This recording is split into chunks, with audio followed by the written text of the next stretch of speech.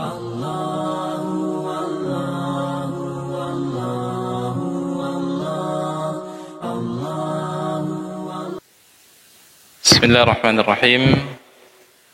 Assalamualaikum warahmatullahi wabarakatuh. Alhamdulillahi rabbil alamin.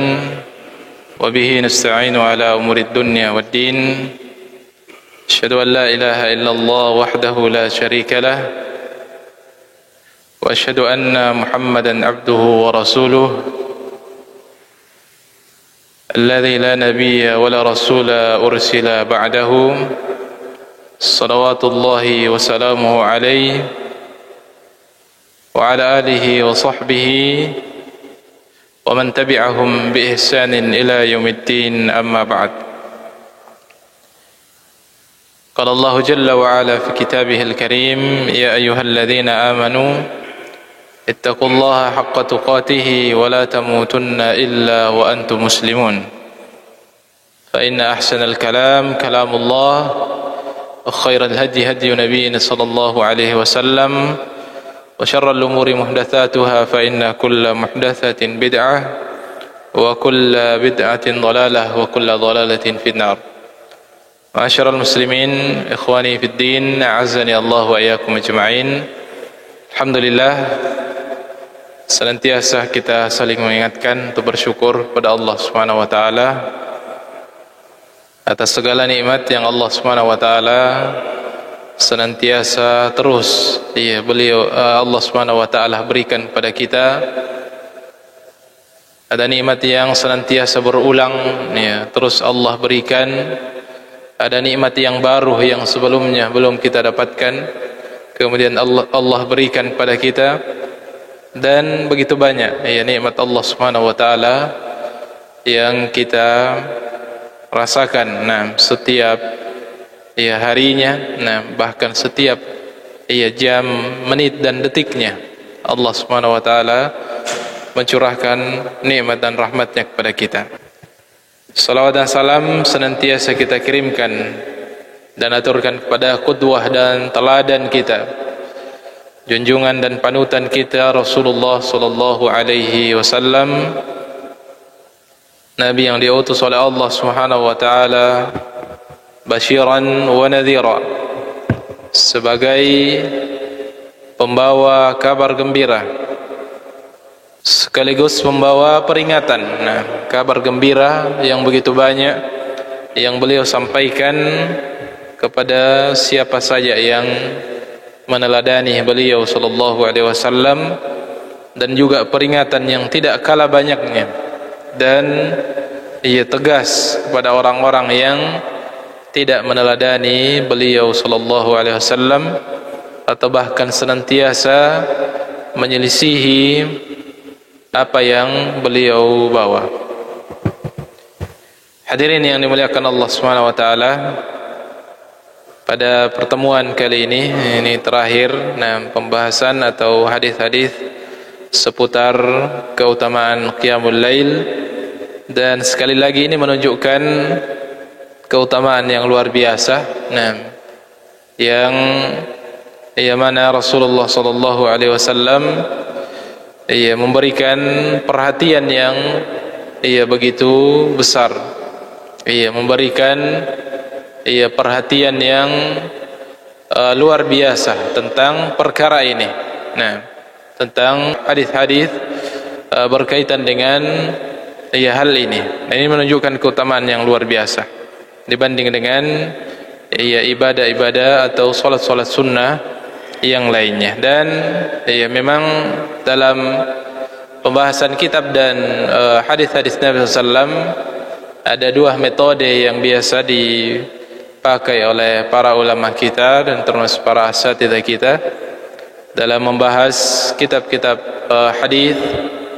Ada yang membahas dengan metode cepat, dibaca saja hadisnya dan hanya mengambil dan mengangkat persoalan yang berkaitan dengan bab.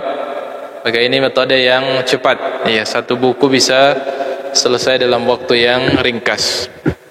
Dan ada juga metode yang membahas hadis, setiap pembahasan atau setiap hadis dibahas dengan membahas semua faedah, semua pelajaran-pelajaran yang ada di dalamnya.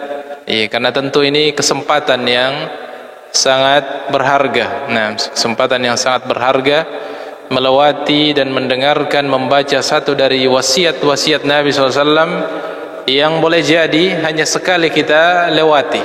Karena hadis-hadis Nabi SAW jutaan, begitu banyak. Hadis-hadis Nabi SAW. Maka ketika kita mendapatinya, maka tentu kesempatan untuk kita mengambil faedah sebanyak-banyaknya dari hadis tersebut. Baik, hadis yang berikutnya, hadis yang hasan li ghairihi, sesuai penelitian oleh Syekh Imam Muhammad Nasiruddin Al-Albani rahimahullahu taala, an Uqbah bin Amir radhiyallahu anhu. Dari Uqbah bin Amir radhiyallahu taala anhu, beliau meriwayatkan bahwasanya beliau mendengarkan Nabi SAW bersabda, "Ar-rajulu min ummati yaqumu minal lail yu'aliju nafsahu ila at-tahur." Ada seseorang dari umatku yang bangun di tengah malam atau di malam hari, yu'aliju nafsahu ila at-tahur, dia menggiring dan berupaya melawan jiwanya untuk kemudian bersuci. Karena ini diantara hal yang berat juga ketika kita hendak bangun. Diantara yang menjadi pertimbangan kadang adalah cuaca dingin. Harus menyentuh air, harus bersuci, harus berwudu, bahkan sebagian harus mandi. Maka tentu ini menjadi sebuah pertimbangan. Maka kata Nabi SAW, yu'aliju nafsahu ila at-tahur, dia melawan jiwanya, melawan dirinya untuk kemudian mau bersuci, mau berwudu, untuk kemudian melaksanakan qiyamul lail. Wa alaihi uqdah, terlebih lagi ketika kita tertidur, sudah syaitan memang sudah memanfaatkan untuk membuat ikatan simpul pada diri jiwa seorang muslim. Fa idza wadda'a yadayhi in hallat uqdah, maka kapan dia sudah berwudu, makanya syaitan mengingatkan kita tentang dinginnya air, sejuknya udara, dan kebutuhan kita untuk tidur sangat-sangat penting. Padahal ketika kita sudah berwudu, telah bangun, maka semuanya sudah terasa ringan. Karena memang syaitan memanfaatkan keadaan kita dalam kondisi kita tertidur. Meskipun kadang kita sudah terbangun, akan tetapi terkadang tidak mampu lagi kita melawan godaan kantuk tersebut, karena syaitan memanfaatkan kesempatan tersebut untuk membuat kita merasa berat untuk kemudian segera berwudu agar bisa bangun melaksanakan qiyamul lail atau salat tahajud. Fa idza wadda'a yadayhi in hallat uqdah, maka sangat kita rasakan ketika sudah kita lakukan melawan syaitan godaannya untuk kemudian bisa memulai bersuci, berwudu, maka perasaan berat itu sudah berkurang. Karena memang sudah ada simpul syaitan yang sudah lepas. Bahkan ketika sudah mulai menyentuh air dengan tangan kita, maka sudah mulai ringan godaan itu. Sudah muncul semangat. Wa idza wadda'a wajhahu in hallat uqdah, mencuci wajah lagi, karena wajah memang ini yang paling berpengaruh. Ketika wajah kita sudah segar, maka semangat kita untuk beribadah sudah kuat dan bangkit. Wa idza masaha ra'sahu in hallat uqdah, kemudian ketika membasuh kepala saat berwudu, terlepas lagi ikatan. Wa idza wadda'a rijlaihi in hallat uqdah, dan ketika mencuci kaki terlepas lagi simpul syaitan. Fa yaqulu Allahu azza wa jalla lil ladzina ra'al hijab, maka Allah Subhanahu wa taala berfirman kepada hamba-hambanya yang ada di belakang hijab, atau malaikat-malaikat yang tidak terlihat oleh mata manusia, unzuru ila abdi hadza yu'aliju nafsahu, perhatikanlah hambaku tersebut yang berupaya melawan jiwanya, untuk kemudian berwudu dan bangun untuk salat tahajud dan qiyamul lail. Wa yas'aluni, dan kemudian dia meminta, bermohon, berdoa kepadaku. Ma sa'alani abdi hadza fahuwa lahu, maka hambaku ini, seseorang ini dari hambaku ini, perhatikanlah dia, apa yang dia minta dariku, maka itu haknya, akan aku berikan apa yang dia minta. Ini sudah kita bacakan pada pertemuan yang lalu. Hadis yang berikutnya sahih. Nah, hadis yang derajatnya sahih berdasarkan penelitian Syekh Muhammad Nasiruddin Al-Albani rahimahullahu taala, an Abdullah bin Abi Qais, dari Abdullah bin Abi Qais radhiyallahu taala anhu qala, beliau meriwayatkan, qalat Aisyah radhiyallahu anha, Aisyah istri Nabi sallallahu alaihi wasallam meriwayatkan, ya, dan tentu di antara sumber ilmu setelah sepeninggal Nabi sallallahu alaihi wasallam adalah para istri-istri Nabi sallallahu alaihi wasallam atau ummahatul mukminin, karena mereka lah yang banyak berinteraksi dengan Nabi sallallahu alaihi wasallam. Bahkan sebagian ilmu hanya didapatkan melalui istri-istri Nabi SAW, karena hal tersebut hanya dilakukan di rumah Nabi SAW. Maka tentang Qiyamul Lail, tentu istrinya adalah orang yang juga banyak meriwayatkan, termasuk Aisyah, banyak meriwayatkan hadis-hadis tentang Qiyamul Lail. Iya, karena tentu malam hari beliau berada di rumah dan bersama dengan istri beliau. Nah, termasuk kisah kesederhanaan beliau Nabi SAW, bagaimana kecilnya rumah beliau itu dikisahkan dalam hadis tentang Qiyamul Lail beliau. Selain menunjukkan bagaimana Nabi senantiasa melaksanakan Qiyamul Lail, juga pelajaran di dalamnya bahwasanya begitu sederhana kehidupan Nabi SAW itu tergambar dari rumah beliau yang sangat sederhana. Bahkan Aisyah mengisahkan ketika Nabi hendak sujud, beliau harus menggeser kaki istrinya Aisyah radhiyallahu taala anha untuk kemudian bisa sujud. Begitu sempit dan sederhananya rumah beliau sallallahu alaihi wasallam, dan memang bukan dibahasakan rumah beliau sallallahu alaihi wasallam, hanya dibahasakan sebagai hujrah. Hujrah itu kamar, nah bilik. Nah, itulah rumah beliau bersama dengan Aisyah radhiyallahu taala anha. Sehingga ketika beliau hendak sujud, ketika salat digeser dulu kaki istrinya. Dan itu juga dari sisi fikih diambil dalil oleh para ulama kita bahwasanya menyentuh wanita tidak membatalkan wudu. Tetapi ketika menyentuh yang bukan mahram tentu berdosa. Tetapi dari sisi fikih wudu, maka sebagian ulama memandang bahwasanya tidak membatalkan wudu. Dan salah satu dalilnya adalah kisah tersebut. Dan dia juga menunjukkan tentang keutamaan Qiyamul Lail yang senantiasa dijaga oleh Nabi SAW. Kata Aisyah radhiyallahu taala anha, la tada' Qiyamul Lail.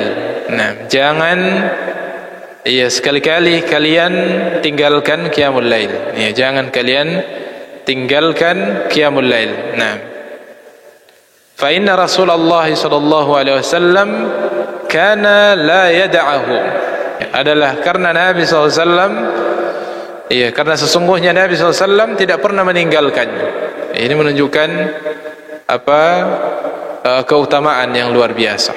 Nah, dan salah satunya atau satu-satunya ibadah yang salat sunnah yang beliau jaga. Nah, meskipun ditambah dengan salat sunnah sebelum subuh yang beliau begitu jaga, sampai beliau bersafar sekalipun. Padahal ketika kita bepergian itu pada umumnya diberikan keringanan. Bahkan ibadah yang wajib, salat yang wajib diringankan. Nah, itu yang lebih afdal, lebih utama. Diringankan yang 4 rakaat diqasar menjadi 2 rakaat, bahkan 2 waktu bisa digabung, dijamak dan juga diqasar. Itu ketika bersafar. Tetapi Nabi SAW karena begitu beliau menikmati, karena beliau bukan lagi sebagai sebuah beban, Qiyamul Lail tersebut bahkan sudah pada level menjadi kebutuhan beliau. Nah, menjadi kebutuhan beliau. Bahkan secara umum salat adalah dijadikan beliau sebagai kebutuhan untuk beristirahat. Nah, iya, bagaimana kalau kita biasanya istirahat, mengosongkan aktivitas. Iya, kalau kita istirahat, hentikan semua aktivitas, nah, baru kita istirahat. Adapun Nabi, momen istirahat beliau yang paling beliau senangi adalah momen salat. Maka ia bayangkan bagaimana perbandingannya.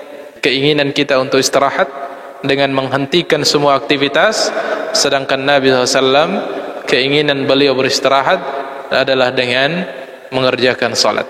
Sebagaimana sabda beliau kepada Bilal, "Ya Bilal, arihna bis salat." Nah, wahai Bilal, segeralah azan, ya, ketika sudah masuk waktu azan, dan istirahatkan kami dengan salat. Beliau ini level, ya, level tertinggi. Nah, dalam menjalankan ketaatan termasuk salat, ketika sudah pada level kebutuhan, nah, bukan lagi beban. Nah, bukan lagi beban yang kita rasakan, tetapi sudah menjadi kebutuhan yang senantiasa kita berupaya untuk mengerjakannya. Nah, termasuk qiyamul lail adalah ibadah yang sangat dicintai oleh Nabi SAW. Nah, beliau sangat jaga. Nah, kata Aisyah radhiyallahu taala anha, kana la yada'ahu, adalah Nabi tidak pernah mengabaikannya, tidak pernah meninggalkannya. Wa kana idza marida, iya, bahkan sampai ketika sakit pun. Nah, padahal dia secara hukum sunnah. Wa kana idza marida, dan kata Aisyah, ketika Nabi dalam kondisi sakit, au kasila, atau dalam kondisi semangat beliau, iya, sebagai manusia biasa tentu juga semangat beliau naik dan turun. Nah, shalla qa'idan, maka beliau tidak meninggalkan qiyamul lail, akan tetapi beliau kerjakan dengan duduk. Beliau kerjakan sambil duduk. Dan ini juga menunjukkan bahwasanya berdiri pada solat-solat sunnah itu bukan rukun, bukan pula wajib. Nah, tetapi dia sunnah. Bagi orang yang solat sunnah boleh duduk. Iya, boleh duduk tanpa ada uzur. Nah, misalnya dalam kondisi sehat, tetapi dia lagi kurang-kurang semangat, maka boleh dia duduk. Nah, solat rawatib, solat sunnah apa saja, boleh dikerjakan duduk, dan berdiri bukan merupakan rukun. Beda kalau solat wajib. Solat wajib berdiri adalah rukun. Solat wajib itu berdiri adalah rukun. Kapan tidak berdiri padahal tidak ada uzurnya, maka tidak sah solatnya. Kalau solat wajib, kecuali yang ada uzur untuk duduk, maka dibolehkan untuk duduk. Ini menunjukkan perhatian Nabi SAW terhadap solat tersebut, sehingga beliau tidak tinggalkan sampai pada kondisi sakit sekalipun, atau dalam kondisi lelah, dan seterusnya, beliau kerjakan dalam kondisi duduk. Kemudian hadis yang berikutnya, hadis yang sahih li ghairihi, mauquf. Mauquf, artinya sampai kepada sahabat. Kisah ini,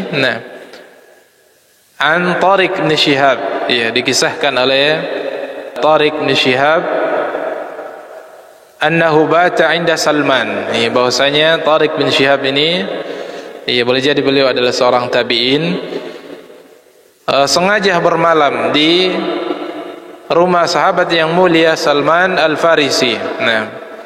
Sahabat yang mulia Salman Al-Farisi.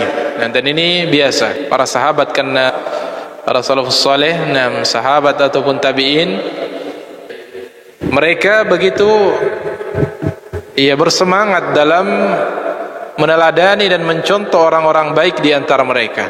Ketika dia ingin melakukan kebaikan yang dilakukan oleh saudaranya, atau ada kebaikan yang dimiliki oleh saudaranya, maka dia akan berupaya untuk mau meniru dan mendapatkan keutamaan itu juga.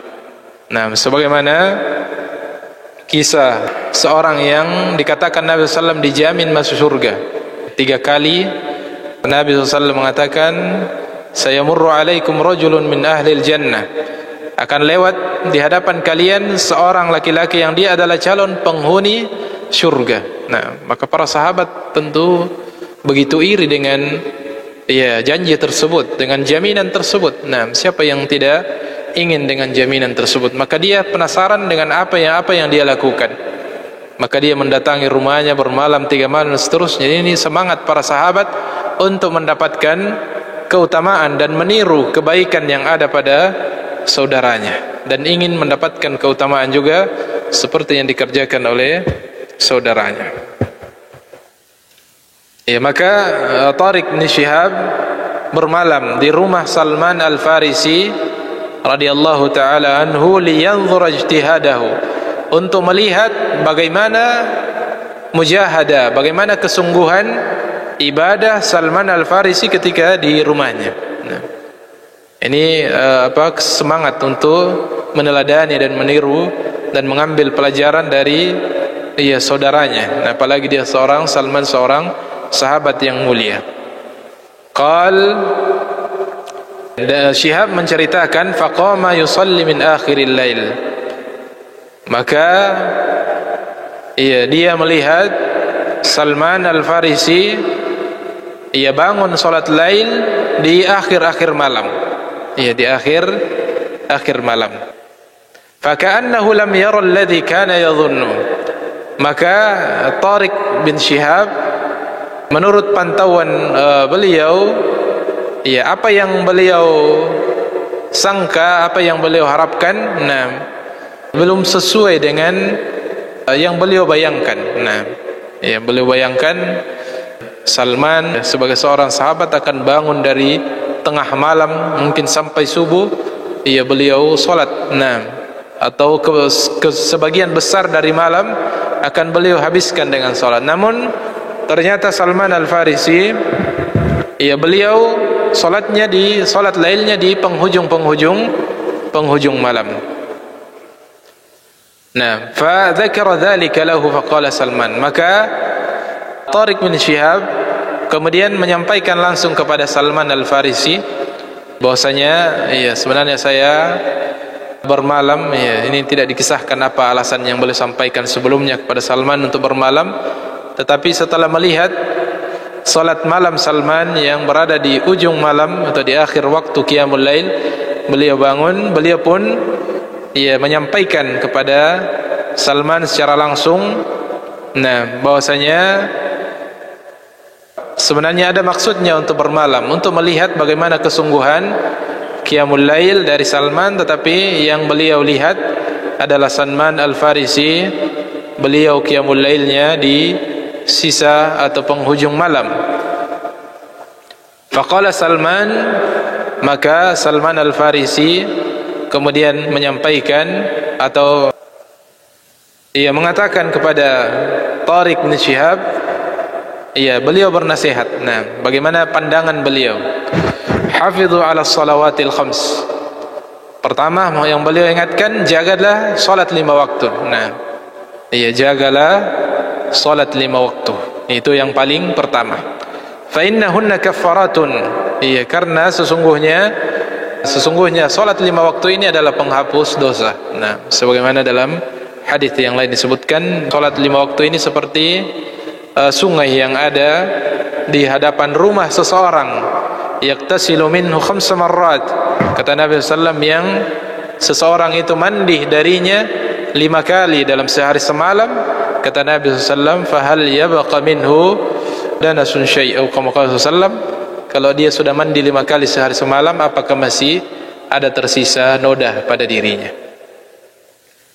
Kemudian kata Salman, fa idza shalla an-nasul isya, dan setelah seseorang melaksanakan salat isya, sadaru an salasati manazil, maka ketika seseorang sudah selesai mengerjakan salat 5 waktu mulai dari subuh kemudian sampai setelah isya, setelah selesai salat isya, maka manusia akan terbagi menjadi 3 kelompok.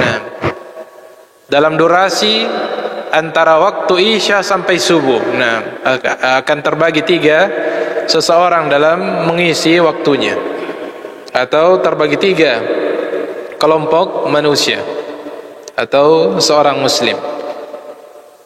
Kata beliau, minhum man alaihi wala lahu. Di antara manusia dalam durasi antara setelah salat Isya sampai masuk waktu subuh, ada yang di antara mereka man alaihi wala lahu. Ada orang yang dalam durasi waktu itu dia hanya mendapatkan dosa atau sesuatu yang akan menjadi beban baginya nanti di akhirat, wala lahu, dan tidak ada bagian yang akan menjadi nikmat baginya nanti di akhirat. Wa minhum man lahu wala alaihi. Dan ada juga golongan yang kedua, orang yang lahu dalam durasi antara ba'da Isya sampai subuh dia mendapatkan nikmat. Nah, lahu artinya dia akan mendapatkan sesuatu yang berupa nikmat dan pahala. Wala alaihi, dan tidak ada dosa dan tidak ada keburukan dan dosa dan siksa yang akan dia peroleh dalam memanfaatkan waktu durasi ba'da Isya sampai subuh tersebut. Wa minhum man la lahu wala alaihi, dan ada juga yang la lahu wala alaihi, tidak ada kebaikan yang dia lakukan pada durasi waktu tersebut, wala alaihi, dan tidak ada pula perbuatan yang akan menjadi beban dosa baginya nanti pada hari akhirat. Nah, kata beliau, farajulun iqtanama zulmatal laili wa ghaflatan nasi. Maka seseorang yang memanfaatkan, menghabiskan zulmatal lail, gelapnya malam, wa ghaflatan nas, dan lalainya manusia, memanfaatkan gelapnya malam dan tidak adanya pantauan manusia. Farakiba farasahu fil ma'asi, lalu kemudian dia menunggangi, ini ke bahasa kiasan, menunggangi kudanya dalam bermaksiat. Artinya seseorang yang setelah Isya menghabiskan waktu sampai kemudian masuk waktu subuh dengan dosa karena gelapnya malam atau karena tidak adanya pantauan manusia, maka inilah orang yang tadi alaihi wala lahu. Faminhum man la alaihi wala lahu. Inilah golongan orang yang ba'da Isyanya justru menjadi mengundang dosa dan tentu akan mengundang siksa Allah Subhanahu wa taala, dan wala lahu, tidak ada kebaikan yang dia dapatkan di durasi waktu itu. Wa man lahu wala alaihi, dan adapun yang kata Salman, orang yang baginya kebaikan, pahala, dan tidak ada dosa dan keburukan, begitupun siksa atas dirinya. Farajulun iqtanama zulmatal laili wa ghaflatan nas faqama yusalli. Nah, inilah orang yang memanfaatkan gelapnya malam dan lalainya manusia, kemudian dia justru bangun dan qiyamul lail. Nah, faqama yusalli, lalu bangun dan mengerjakan salat. Ini kategori manusia yang terbaik dalam memanfaatkan durasi antara waktu setelah salat Isya sampai waktu subuh. Fadzalika lahu wala alaihi, itulah orang yang baginya kebaikan, pahala, dan tidak ada dosa dan hukuman baginya. Wa man lahu wa man la lahu wala alaihi, adapun orang yang tidak ada dosa baginya, tidak ada pula pahala yang dia dapatkan, adalah farajulun shalla thumma nama. Adalah seseorang yang salat Isya kemudian tidur sampai masuk waktu subuh. Maka tidurnya, kalau sekedar tidur, maka dia la lahu wala alaihi. Tidak ada dosa, tidak ada pahala, kecuali seseorang yang sebelum tidurnya dia berniat. Nah, dia meniatkan tidur tersebut sebagai persiapan untuk qiyamul lail, namun terlewat, atau sebagai persiapan untuk kemudian kuat di subuh hari, maka dia bisa bernilai pahala. Tetapi jika dia sekadar tidur saja karena kebutuhan, ngantuk, maka kata Salman Al-Farisi, la lahu wala alaihi. Nah, ini disebut dengan perbuatan yang mubah, perbuatan yang mubah boleh, maka pahalanya atau tidak mendapatkan pahala, tidak pula mendapatkan dosa. Kecuali tidur yang diawali dengan zikir, doa dan niat, maka itulah tidur yang bernilai dan berkualitas. Kata beliau SAW, wa iyyaka wal haqhaqa. Dan beliau mengingatkan tentang apa yang diharapkan oleh Tariq bin Syihab. Tariq bin Syihab mengharapkan melihat ibadah Salman itu luar biasa. Atau menghabiskan hampir semua malam dengan qiyamul lail. Tetapi Salman punya pandangan yang lain. Kata beliau, wa iyyaka wal haqhaqa. Hindarilah kalian atau janganlah kalian dalam beribadah, khususnya qiyamul lail, kalian berlebihan semangat. Sehingga kalian tidak bisa istiqomah. Karena begitu semangat, akhirnya setengah malam atau berjam-jam, padahal ujung-ujungnya dia tidak mampu istiqamah. Kata beliau, wa 'alaika bil qasdi wad dawam. Hendaknya kalian memperhatikan dengan baik, menargetkan dengan baik, dan mendawamkan mengerjakan qiyamul lail itu secara berkelanjutan, meskipun kadarnya seperti tadi yang dilakukan oleh Salman, qiyamul lailnya di penghujung malam. Tetapi istiqamah itu lebih baik daripada al-haqhaqah. Orang yang qiyamul lail sekali-kali, setengah malam dia salat, atau berjam-jam dia salat hanya sekali-kali saja. Ada yang hanya nanti malam Jumat, atau hanya bulan Ramadan dia bersemangat. Di malam-malam lainnya tidak ada sedikit pun qiyamul lailnya. Maka ini lebih baik sedikit namun dawam. Melihat kondisi kita yang banyak aktivitas, banyak amanah, kita lelah dengan aktivitas di siang hari, maka kita mengukur bagaimana kadar yang kita bisa jaga dari qiyamul lail itu, maka itulah yang kita jaga dan itu bisa lebih bernilai. Kemudian hadis yang berikutnya hasan li ghairihi derajatnya, an Samurah bin Jundub radhiyallahu anhu qala, dari Samurah bin Jundub radhiyallahu taala anhu qala, kana Rasulullah sallallahu alaihi wasallam yaqulu lana, adalah Nabi sallallahu alaihi wasallam pernah mengatakan kepada kami. Kata Jundub bin Junadah radhiyallahu taala anhu, adalah Nabi sallallahu alaihi wasallam pernah mengatakan kepada kami, laisa fid dunya hasadun illa fitnataini. Di dunia ini tidak dibolehkan hasad, tidak dibolehkan hasad kecuali pada dua perkara. Pada dua perkara. Meskipun hasad di sini bukan hasad yang tercela, atau biasa juga dibahasakan oleh para ulama kita dengan istilah ghibtah. Ghibtah, keinginan untuk memiliki sesuatu, keinginan untuk seperti dengan saudara kita, atau memiliki seperti apa yang dimiliki oleh saudara kita, tanpa ada keinginan agar apa yang dimiliki itu hilang darinya, tanpa ada niat dan keinginan agar nikmat yang ada pada saudara kita itu hilang darinya. Maka ini sesuatu yang terpuji atau ghibtah. Beda dengan hasad yang tercela. Hasad yang tercela adalah ketika menginginkan apa yang dimiliki, nikmat yang dimiliki oleh orang lain, sekaligus kita mengharapkan agar nikmat itu hilang darinya. Hilang darinya. Maka ini hasad yang tercela. Kata Nabi SAW, tidak boleh hasad atau tidak ada hasad kecuali pada dua hal. Ar-rajulu yaqbitu ar-rajula an yu'tiyahu Allahul mal al-kathir fayunfiq minhu. Pertama adalah seseorang yang diberikan banyak harta, kekayaan oleh Allah Subhanahu wa taala, dan dia banyak berinfak dengan hartanya. Mungkin ini orang yang bisa kita hasad kepadanya, cemburu kepadanya, dalam artian ingin juga melakukan seperti apa yang dilakukan. Yaqulul akhar, maka dia pun kemudian begini bentuk irinya. Begini tata cara hasad yang benar. Lau kana li malun, sekiranya saya memiliki harta, la anfaqtu mithla ma yunfiqu hadha wa ahsan, maka wa uhsin. Sekiranya saya memiliki harta juga, saya akan berinfak seperti infaknya saudara saya. Saya akan menyumbang seperti dia.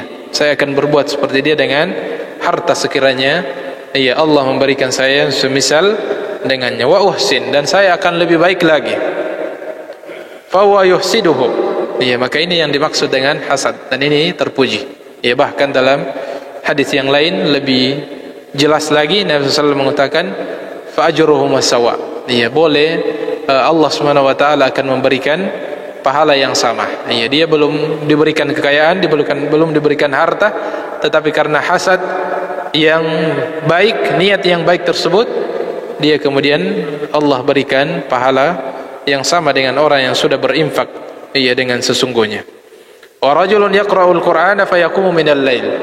Kemudian seseorang yang membaca Al-Qur'an, yang menghafal Al-Qur'an, memiliki hafalan Qur'an, dan dia menggunakan ya hafalannya itu untuk qiyamul lail, ya, dan ini yang luar biasa.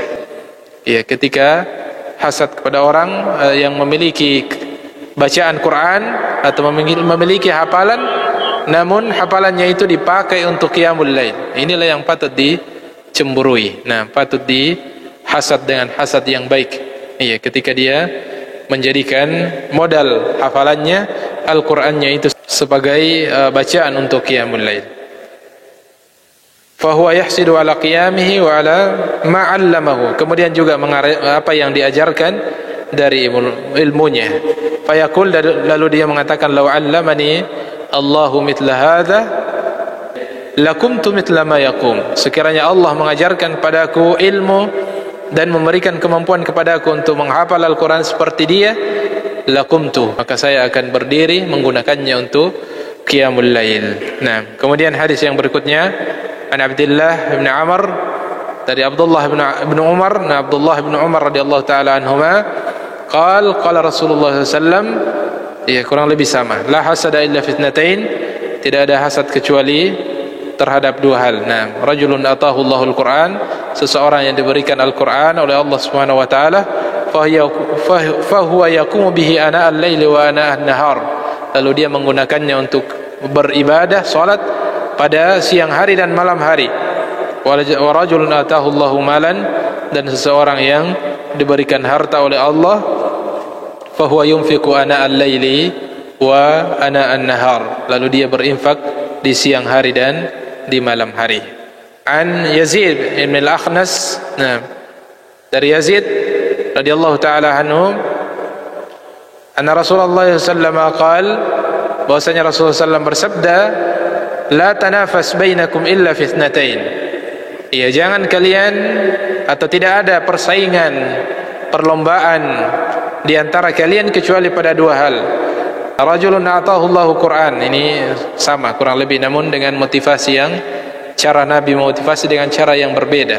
Nah, tidak ada persaingan yang paling pantas untuk kalian bersaing dan berlomba padanya kecuali pada dua hal, yaitu pada Al-Quran yang diberikan kepada seseorang, maka kalian harus berupaya untuk menyaingi, iya, orang tersebut.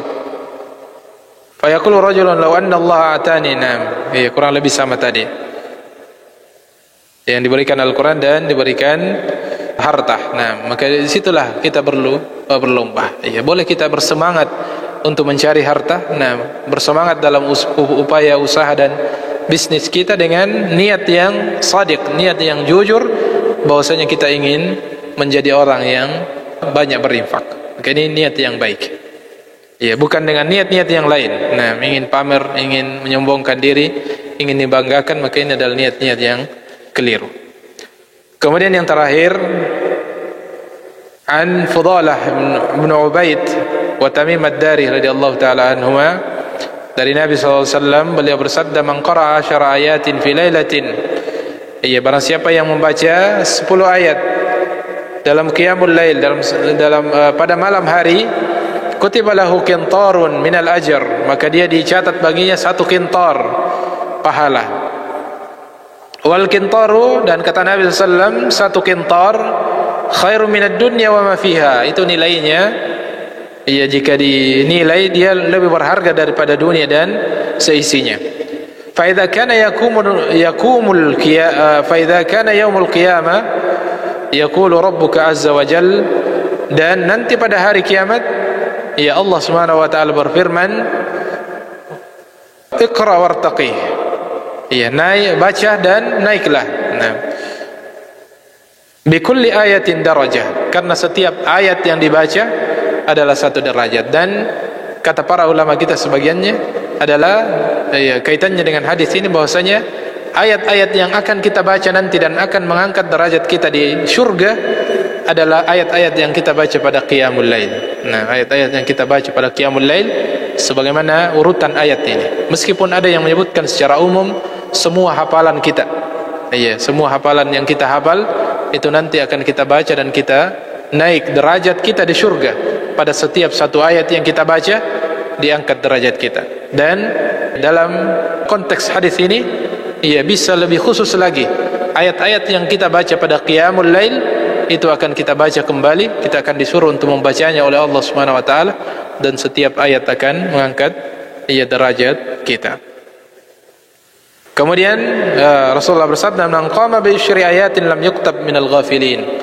Dalam riwayat yang sahih, hasan sahih, siapa yang membaca 10 ayat, dan ini minimal, qiyamul lail minimalnya 10 ayat, lam yuktab minal ghafilin, maka dia tidak dicatat pada malam itu sebagai orang-orang lalai.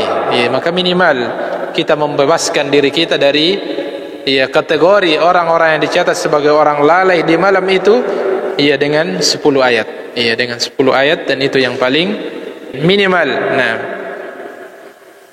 dari qiyamul lail 10 ayat, surah Al-Fatihah 7, ditambah 3 ayat yang paling singkat dari ayat yang paling pendek, atau surah yang paling pendek adalah 3 ayat. Maka itu sudah satu rakaat witir, itu yang paling minimal qiyamul lail, jangan kita tinggalkan. Lebih semakin banyak tentu semakin besar pahalanya.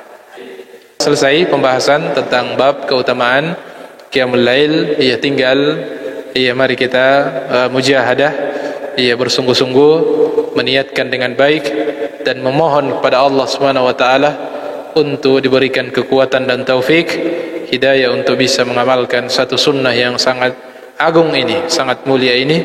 Sekali lagi, sekiranya hanya satu hadis yang Nabi sebutkan berkaitan dengan satu ibadah, maka itu sudah cukup untuk kita bersemangat dan mengejar keutamaan. Terlebih lagi ketika puluhan atau bahkan mungkin ratusan hadis yang menyebutkan tentang keutamaan tersebut, termasuk keutamaan qiyamul lail. Demikian apa yang bisa kami sampaikan. Mohon maaf atas segala kekurangan. Segala yang benar datang dari Allah Subhanahu wa taala. Hal yang keliru dari keterbatasan secara pribadi, kita tutup dengan doa kafaratul majlis. Subhanakallahumma wa bihamdik, asyhadu an la ilaha illa anta, astaghfiruka wa atubu ilaik. Wa akhiru da'wana alhamdulillahi rabbil alamin. Wassalamu alaikum warahmatullahi wabarakatuh.